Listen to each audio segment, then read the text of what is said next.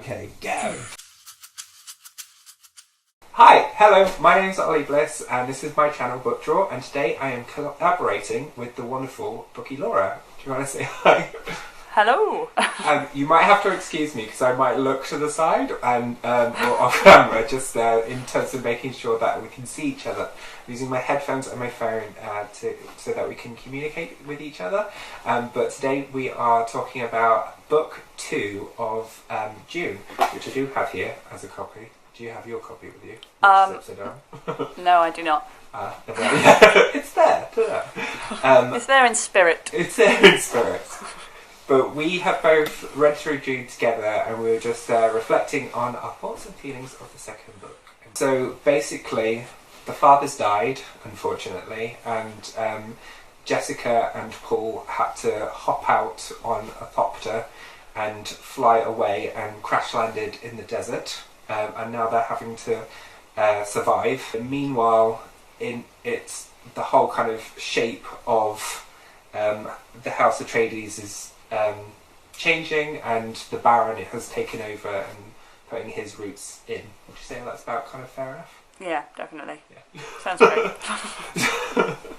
So Jessica and Paul are scrambling down the valleys of the dunes, I suppose, and they're having to walk awkwardly because they're aware that a giant worm is potentially coming after them and will consume them, and so the only way to avoid being eaten by worms is by walking out of rhythm, which I thought was quite amazing.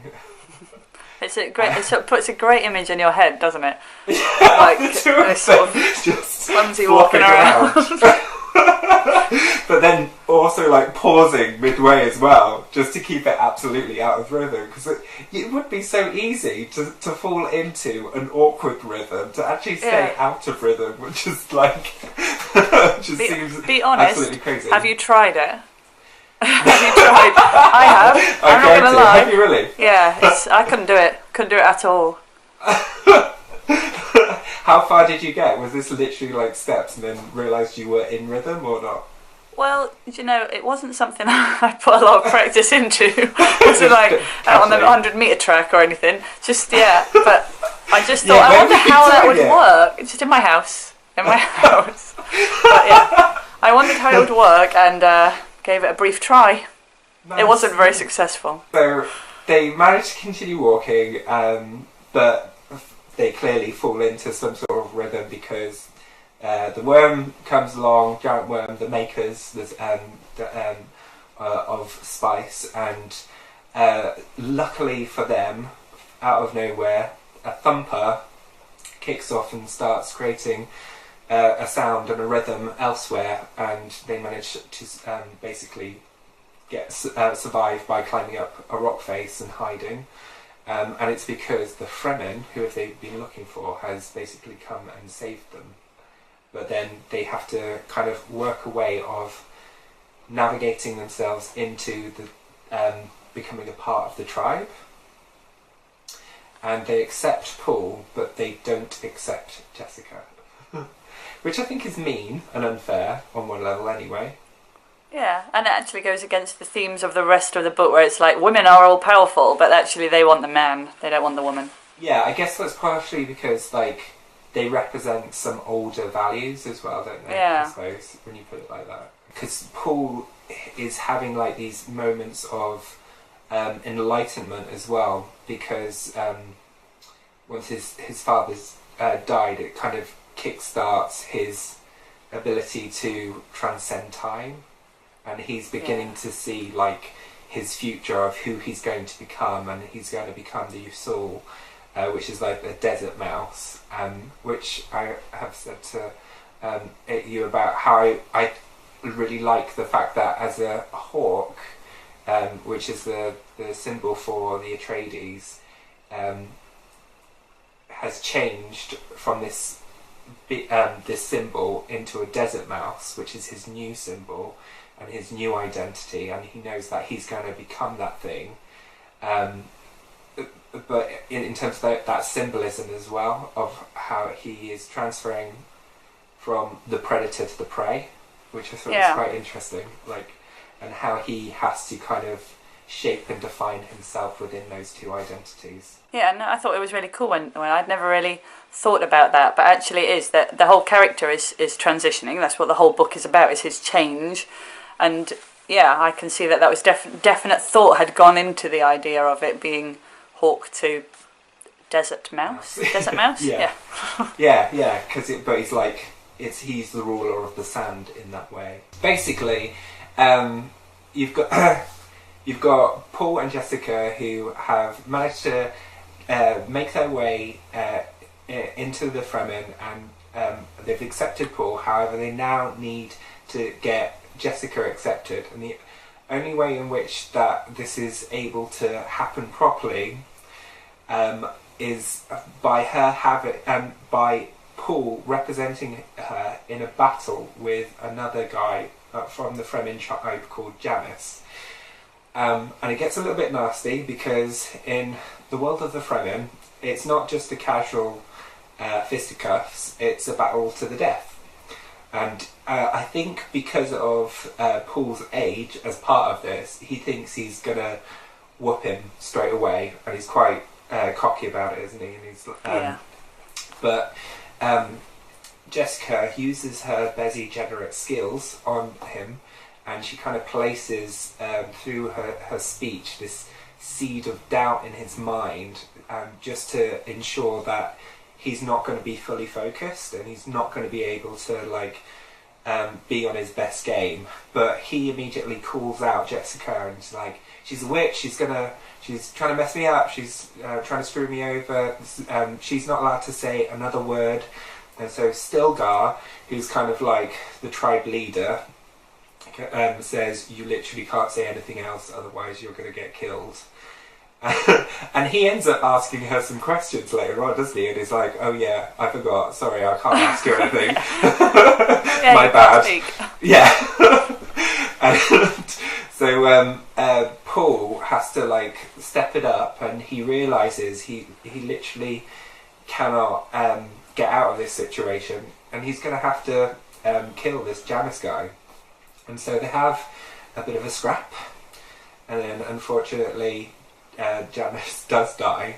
But then while Paul is in a state of kind of shock and disbelief that he's actually just carried out his first fight and his first intended kill, because he did kill on when they're on the Thopter, but that was more out of survival mode, wasn't it, rather than him actively going in knowing that he intends to kill another person. But instead of being able to have a chance to grieve, the other members of the tribe are like, right, let's get his water, let's suck him dry, and it's all a bit as they do. Yeah, as they do, because in the world of the Fremen, because they're living in the desert, it's all about the use of water, and they're more kind of confused and annoyed at Paul for crying, and he's like, why are you wasting that water? That's yours, and he's gone now, and actually we're all going to take a bit of his water too, which is I love as a concept. Because they've accepted Jessica into the fold, they rename her Sardinia, and Sardinia in Arabic means master, which I thought was really interesting and important in terms of her new role within the tribe, but also her character's role within Dune as well. She is a master and prophet, but on a different kind of level, especially as the Muad'Dib, which is Paul, is leading this new way. But so it's almost like she is the actual prophet. Yeah, or she's Messiah. the master of puppets, or yeah. Exactly, and he's kind of the puppet who is leading them on their journey, which kind of altered my perception of both of their characters. Yeah, because I think when you read it, you sort of, on surface level, it is about Paul becoming the master of the Fremen, isn't it? But actually, yeah, I think we talked about it in the first book as well, that she's always behind the scenes actually controlling most of what is going on. That it's not... That's right, yeah. Yeah. But then that has its limitations as well, because because she's so intuitive to everything that she's doing, and she's reacting to the emotions of what's happening around her, she has this ability to feel and sense, but that restricts her actual foresight because she's reacting to the other people around her, and she's almost immediately manipulating the situation.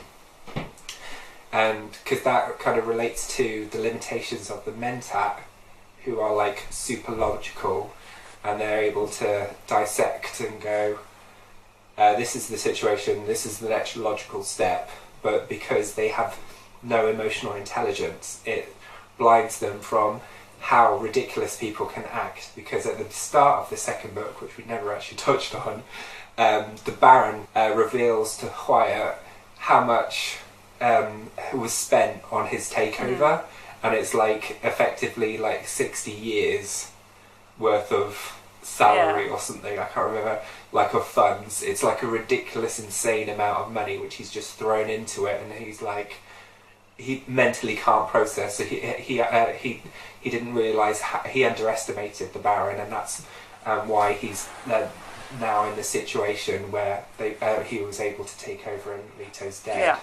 And I think like, so Paul is finding this balance, this third way, which is bringing on emotional intelligence alongside logic, and I think that's what it's about building towards, isn't it? Because am I remembering rightly that he was trained? Was he trained as a mentat or trained by mentats?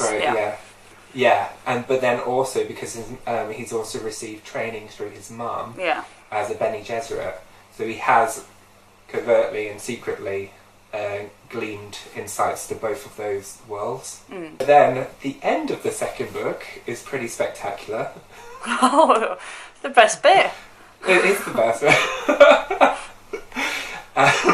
So there's this bonding ritual with they've kind of accepted in Jessica and Paul, and it's like, let's have a party, basically. Get to know each other. Yeah, get to know each other. So they have to, well, she has to, it's the final bit for her, isn't it? She has to take this poison and drink it. And the poison is made up of a newly born, drowned worm. She's taken on this drink, and she's, in that moment, able to slow down time. And she's like, why am I slowing down time? How is this happening? But in that process, she changes the molecular structure of the poison to make it turn into something which is drinkable. And then after she's done that, because she's so like in tune with her body, she purifies it, and then she's able to share it with other people. And that's when the real bonding happens. You make it sound so lovely. You make it sound so like a scientific thing, not what it is. Okay, so do you want to tell everyone what it actually is? I don't think I can. It's just a big spice orgy, is what it is. Everybody gets high together, and it's a beautiful moment. It weirdly is, though. Like, it sounds on paper like you're describing the most random scene ever, but it really does bring together the second book, and it kind of ends on everyone's coming together, this is going to go well. Yeah. But it's because because once she's purified it, and she gleams this conscious awakening, doesn't she? And that it's like it's a limited version of what Paul has to an extent, isn't it? But then the wonderful moment is revealed that when she's in this process of having this awakening moment, she is supposed to get from the Reverend Mother her insight, which then links her to all the history and heritage of the Bene Gesserit Mother Reverence throughout time, kind of like the Avatar, like she's taking on their consciousness.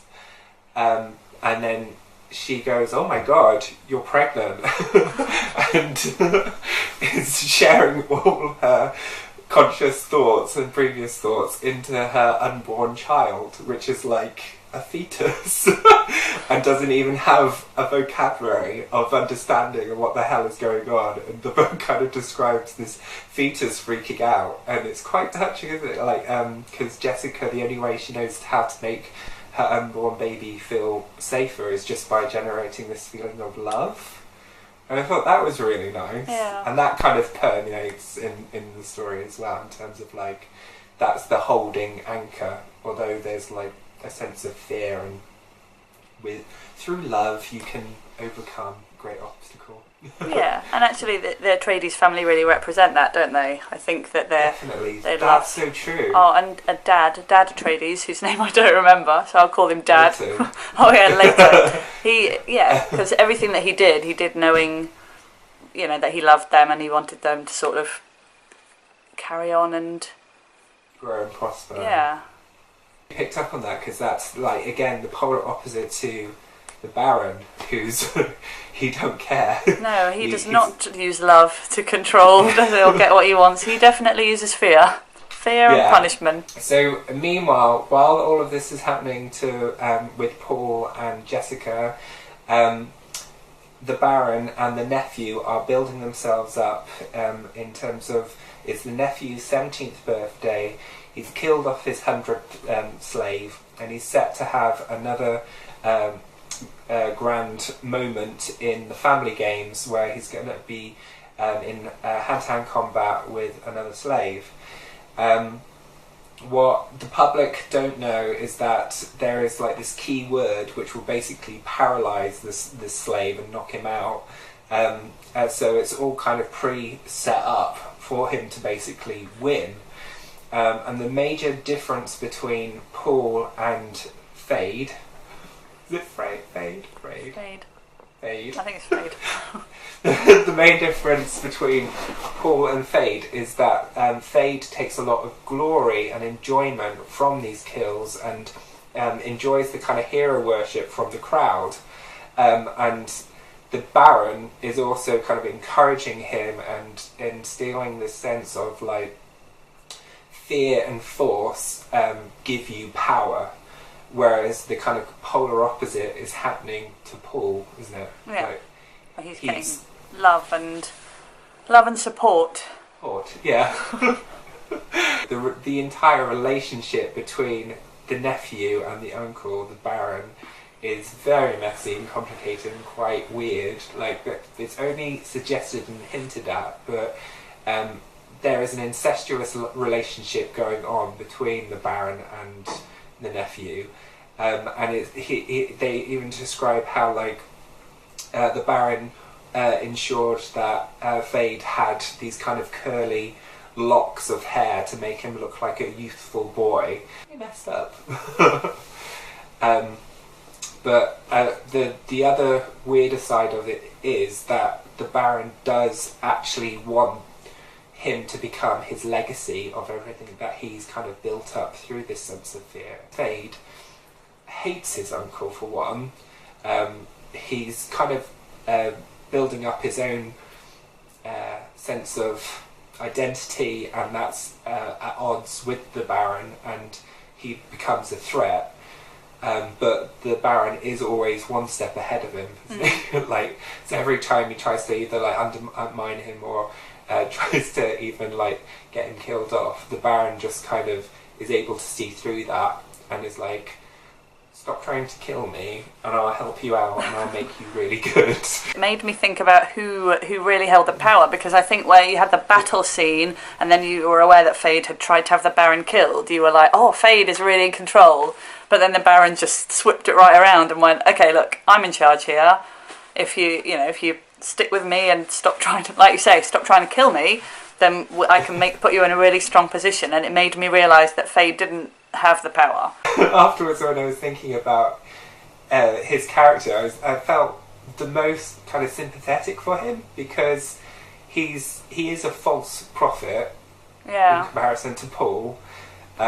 He's being raped by his uncle, and he just wants a bit of power, and he goes about it in all the kind of wrong ways, and there's no real good end for him, is there? Like, it just is kind of swept up along with it all. I found, in general, I didn't sympathise with the characters at all. I felt like, maybe I've read this wrong, but as I was reading, I felt like I was supposed to be very sympathetic to the Atreides, but actually I just found Paul quite annoying. I'm not entirely sure why, but yeah, there was something about him. I suppose Jessica is probably the one that I feel most connected to, that I most want good to come for.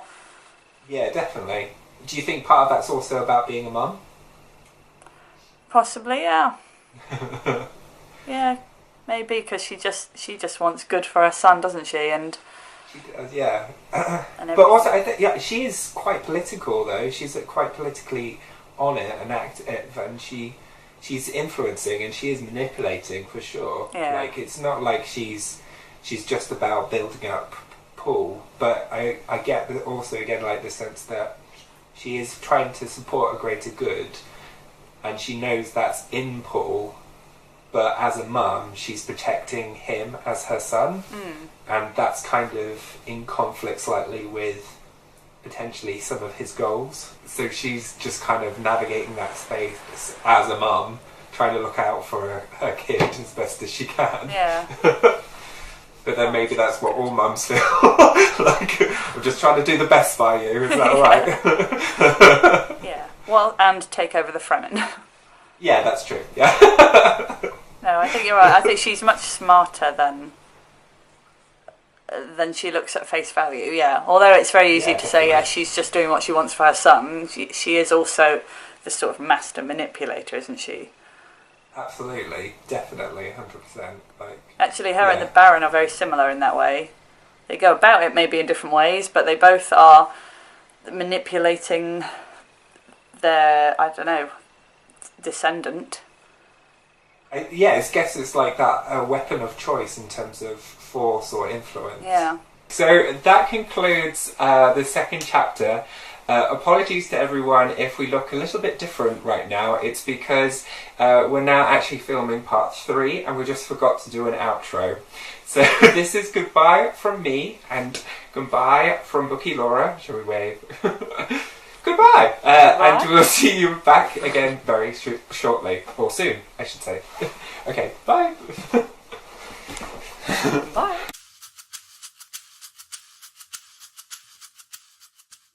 It's funny, yeah. Well, I don't think I find it that. Whoa! Let me start that again.